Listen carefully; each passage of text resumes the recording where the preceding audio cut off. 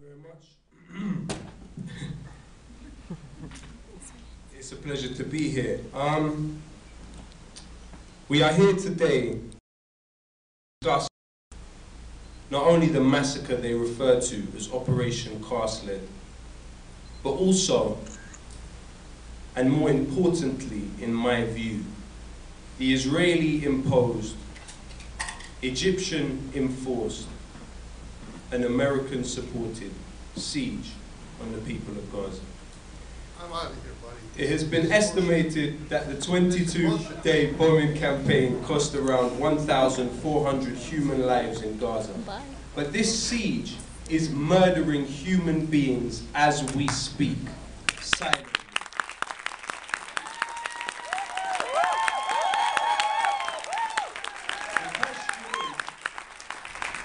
The real question is, how many lives has this silent murder cost?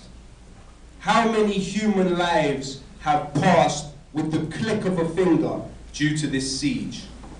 When people are left with no choice but to cement together bombed and smashed bricks in order to rebuild something resembling their home, because bricks are not being allowed into Gaza, you know there is something very, very wrong with this picture. When children are dying treatable because medicines are not being allowed into Gaza, you know there is something very, very with the. When babies are being born with deformities because of the weapons they used in that December and that January, you know there is something wrong with the picture.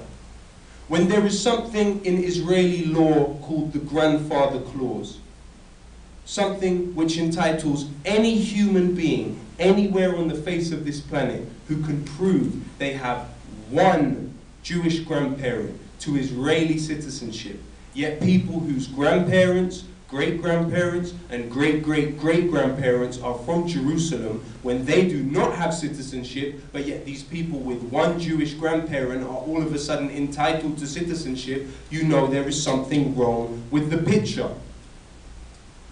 Now, as a person with a British passport and citizenship to a country which is not only responsible for the Balfour Declaration, but is also one of Israel's main killing machine suppliers, I felt it was my duty to visit Gaza and the West Bank in order to understand the human side of this issue I have read and heard much about.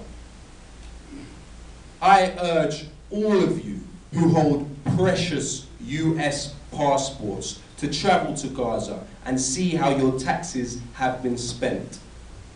Go there and see how the bombs which read "Made in the USA" have been received.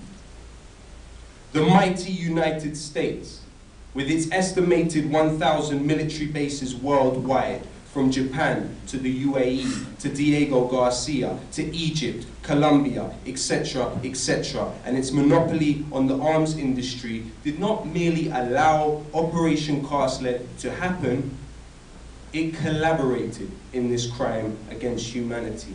And whether you want to acknowledge it or not, the people of Gaza can never and will never forget this collaboration. The siege or blockade, whatever you want to call it, is merely another example of Israel attempting to play God with people's lives. Why has this siege become an accepted norm in the eyes of the public? Because of the same media outlets who so dutifully counted the exact number of rockets fired from Gaza onto land those Palestinians were themselves driven